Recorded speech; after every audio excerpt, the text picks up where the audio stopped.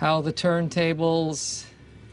Oh, how the tables have turned. The discussion over the last couple of weeks has been the likelihood of Donald Trump possibly ending up in prison, but it seems as though the conversation has now flipped, and the only person who might end up behind bars might actually be Alvin Bragg or possibly a grand jury member, who could now be facing up to 5 years in prison after the most recent illegal leak. This whole ordeal is getting absolutely wild. Of course, it remains totally unserious, completely ridiculous. But let's continue to cover the clown show. Let's continue to see what's going on in the circus known as New York, New York, or Manhattan. We got some stuff to get into, so let's roll the tape. Alright folks, so take a look at this headline from the Conservative Brief. Alvin Bragg, or grand jury member, could face up to 5 years in prison, Alan Dershowitz says. If Alvin Bragg is looking for a felony in the case that he has brought against former President Donald Trump, he may want to look in the mirror, or in his office, or at his grand jury. Legal scholar and famed attorney Alan Dershowitz said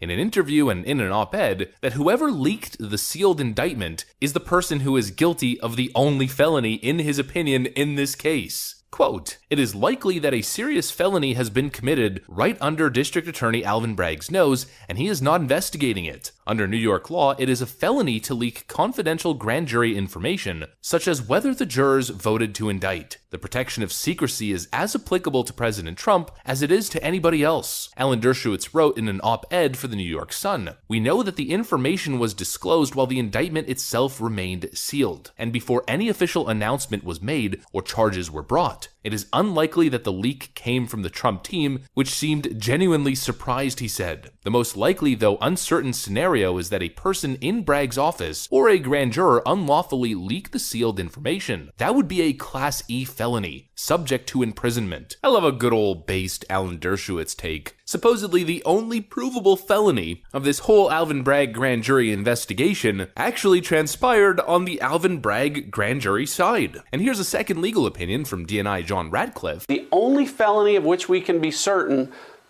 to come out of this Alvin Bragg prosecution in New York is the felony committed either by DA Bragg himself or someone on the grand jury that he's using for this perversion of our justice system. The accused, Donald Trump, and his lawyers don't know what's in this sealed indictment, but for the past, 72 hours, the American public has been discussing supposedly 30 or 34 felony counts.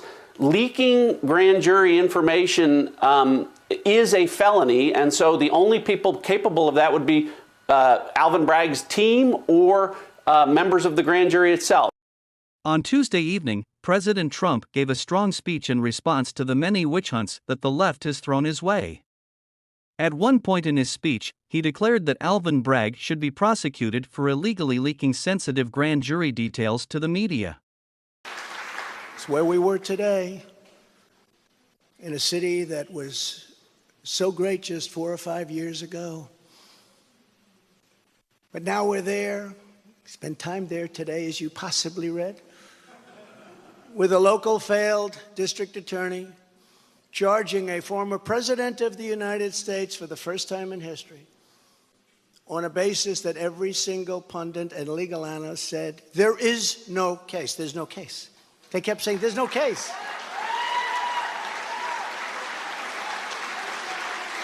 Virtually everyone. But it's far worse than that, because he knew there was no case. That's why last week he delayed for a month and then immediately took that back and threw this ridiculous indictment together. Came out today, everybody said, this is not really an indictment. There's nothing here. My lawyers came to me and they said, there's nothing here. They're not even saying what you did. The criminal is the district attorney because he illegally leaked massive amounts of grand jury information, for which he should be prosecuted, or at a minimum, he should resign. And Alvin Bragg's wife confirmed a report that claimed her husband has Trump nailed on felonies. She has since locked down her Twitter account. His chief prosecutor, who represented the Democrats and crooked Hillary Clinton in a firm run by Chuck Schumer's brother, Robert, he quit the firm in order to go to work in the DA office in order to get Trump. Can you imagine that? Hillary Clinton's lawyer, Democrat firm. Ultimately, he quit as chief prosecutor because Bragg didn't think he had a case. Think of that same guy that brought this ridiculous thing today. Yet during his investigation, this prosecutor named Mark Pomerantz wrote and published a book saying all sorts of privileged things and has been very strongly reprimanded. He was reprimanded so strongly. I've never seen anything like it. I'm probably the end of it. But what he did was probably very illegal. But he was very, very strongly reprimanded. Even District Attorney Bragg was furious with him. They were having a tremendous fight in the office because of it. But hope is never lost because various prosecutors in the DA's office also quit because they thought President Trump was being treated very unfairly. How about that? Isn't that great? Oh, I love them. I'd like to meet them. I'd like to meet them. The DA's office even had a web page. Meet the team of executives who have done this to President Trump. That was the title. Isn't that nice? They immediately had to take it down. Meanwhile, overall crime in New York was up 30% last year, much more than that the year before, with felony assaults, robberies, and burglaries all up by massive, massive numbers. Not the same place that I know, not the same place that you know. And this is where we are right now. I have a Trump-hating judge with a Trump-hating wife and family whose daughter worked for Kamala Harris and now receives money from the Biden-Harris campaign, and a lot of it. We recently had another trial, and the same judge told the fine man who worked for me for many, many years that if you admit your guilt, you will be in jail for 90 days.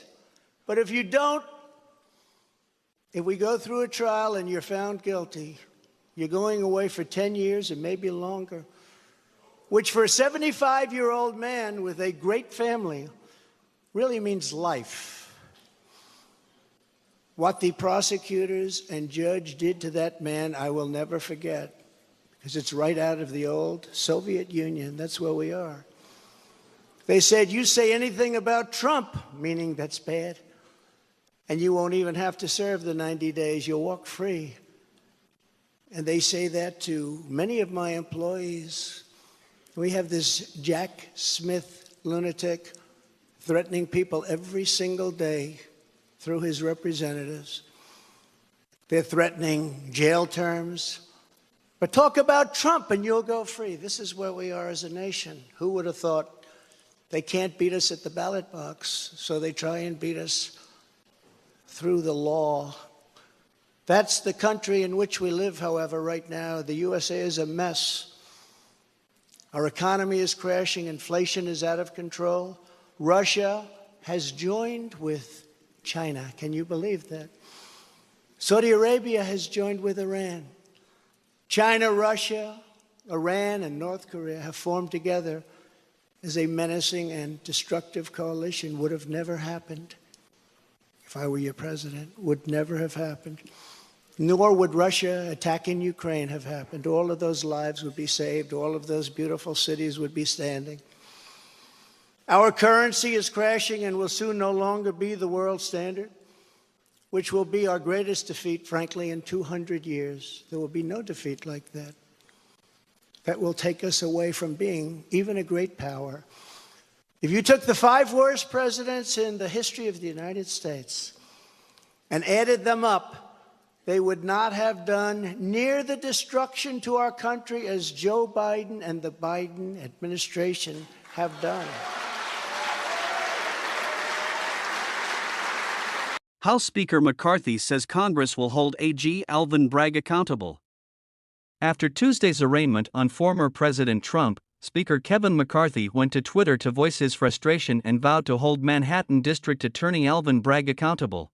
McCarthy wrote, "Alvin Bragg is attempting to interfere in our democratic process by invoking federal law to bring politicized charges against President Trump, admittedly using federal funds, while at the same time arguing that the people's representatives in Congress lack jurisdiction to investigate this farce. Not so. Bragg's weaponization of the federal justice process will be held accountable by Congress. Tuesday's events seemed underwhelming for those with hopes of continuing to persecute Trump. GOP lawmakers seem intent on defending our nation's legal system and stopping Bragg from potential election interference. Thanks for watching, like, comment. Don't forget to subscribe and press